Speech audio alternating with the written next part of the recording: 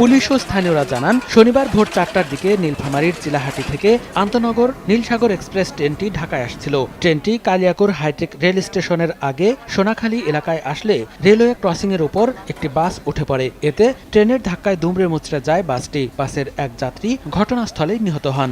আহতদের উদ্ধার করে কালিয়াকৈর উপজেলা স্বাস্থ্য কমপ্লেক্সে নেয়ার পর আরও একজনের মৃত্যু হয়। ভোর 4টার দিকে যখন বাসটা আসছে, আসার পরে বাসের ড্রাইভার বুঝতে পারেন যে ট্রেন আসতেছে। আসার পর মাঝখানে যখন আসছে, ট্রেনটা আপনার ওই মাঝখানে একেবারে লাগিয়ে দিয়েছে। মাঝখানে লাগিয়ে দেওয়ার পরে বাসটা মনে হয় আপনার মোটামুটি অর্ধ কিলো, আপনার হাফ কিলো এখানে নিয়ে আসছে, হাসিয়ে নিয়ে আসছে। আধা কিলো আসার পরে বাসটা 2 খণ্ড হয়ে গেছে। 2 খণ্ডের পর রাস্তার এক পাশে পড়ছে আরেক খণ্ড, আর ট্রেন রাস্তার আরেক পাশে আরেক খণ্ড পড়ছে। এদিকে গেটম্যানের দায়িত্ব অবহেলার কারণেই এ দুর্ঘটনা ঘটেছে বলে জানিয়েছে পুলিশ। গেটম্যানের থাকার কথা রেল ক্রসিংয়ে, তো ওখানে কোনো আমরা পাইনি, গেটম্যান কাউকে পাইনি।